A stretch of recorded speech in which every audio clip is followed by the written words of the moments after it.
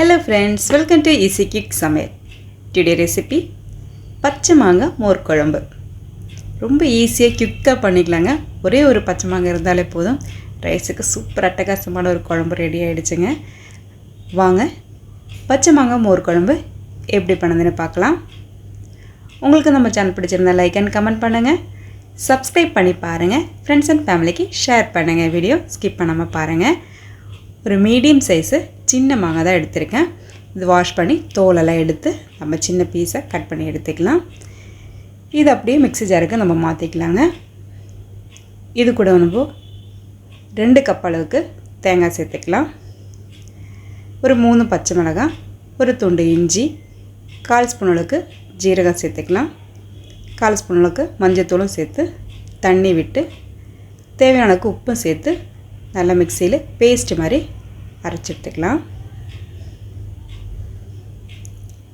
அதுக்கப்புறமா புளிப்பில்லாத தயிரை நம்ம நல்லா மிக்ஸ் பண்ணி எடுத்துக்கலாங்க. கட்டி இல்லாமல் நல்லா கடைஞ்சி எடுத்துக்கோங்க.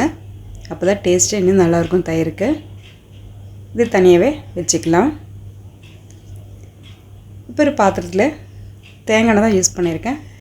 2 டேபிள் ஸ்பூன் அளவுக்கு ஆயில் ஊற்றி ஆயில் ஹீட் ஆகும்போது ஒரு 1/4 ஸ்பூன் அளவுக்கு வெந்தயம் சேர்த்துக்கலாம். 1/2 ஸ்பூன் அளவுக்கு கடுகு சேர்த்துக்கலாம். 1/2 ஸ்பூன் அளவுக்கு ஜீரகம் சேர்த்துக்கலாம்.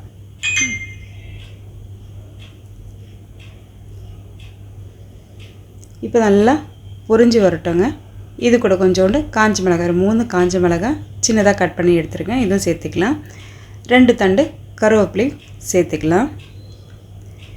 இது நல்லா வதங்கி வர்ற டைமில் நம்ம அரைச்சி வச்ச தேங்காய் மாங்காய் பேஸ்ட்டு இதில் சேர்த்து ஒன்று நல்லா மிக்ஸ் பண்ணி எடுத்துக்கலாங்க.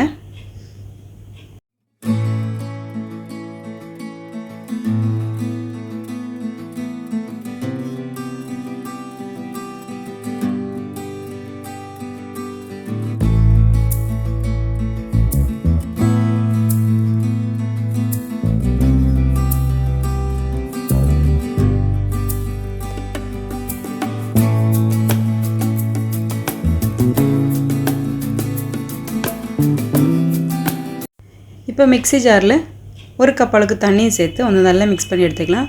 ரொம்ப தண்ணியாக இருந்தால் டேஸ்டியாக இருக்காது குழம்பு. அதனால் கொஞ்சம் மீடியம் சைஸில் திக்காக இருக்கிற மாதிரி பார்த்துக்கோங்க. இப்போ ஒரு கொதி வந்தாலே போதுங்க.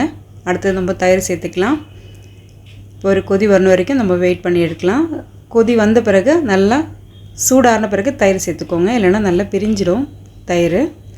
இப்போ 1/2 கப் அளவுக்கு தான் நான் தயிர் சேர்த்துருக்கேன். இப்போ நல்லா கைவிடாமல் நல்லா மிக்ஸ் பண்ணி எடுத்துக்கோங்க. அவ்வளோதாங்க. 5 நிமிஷத்தில் தேங்காய் மாங்காய் மோர் குழம்பு ஈஸியாக குயிக்காக பண்ணிட்டோம். இதே மாதிரி நீங்களும் வீட்டில் ட்ரை பண்ணி பாருங்கள். உண்மையில் டேஸ்ட் அட்டகாசமாக இருக்குது. இந்த சம்மர் சீசனுக்கு மாங்காய் சீசனும் நீங்கள் இந்த மாதிரி குழம்பு ஒரு வாட்டியாவது செஞ்சு பாருங்கள். சூடான சோறில் 2 கரண்டி இது குழம்பு ஊற்றி கூட அப்பளமோ ஊறுகாயெல்லாம் வச்சு சாப்பிடும்போது டேஸ்ட் அட்டகாசமாக இருந்தது. கண்டிப்பாக ட்ரை பண்ணி பார்த்து எப்படி இருக்குதுன்னு கமெண்ட் பாக்ஸை சொல்லுங்கள். அடிக்கின வெயில் நம்ம அடுப்பு பக்கமே நிற்க முடியல, அந்தளவுக்கு ஹீட் அதிகமாக இருக்குது. அதே மாதிரி கேஸ் தட்டுப்பாடும் இப்போ ரொம்ப பிரச்சனையாக இருக்கிறதுனால இந்த மாதிரி சிம்பிளான குழம்பு செஞ்சு பாருங்கள். என்ஜாய் பண்ணி சாப்பிடுங்க. ஆரோக்கியமாக வாழுங்க. தேங்க்ஸ் ஃபார் வாட்சிங்.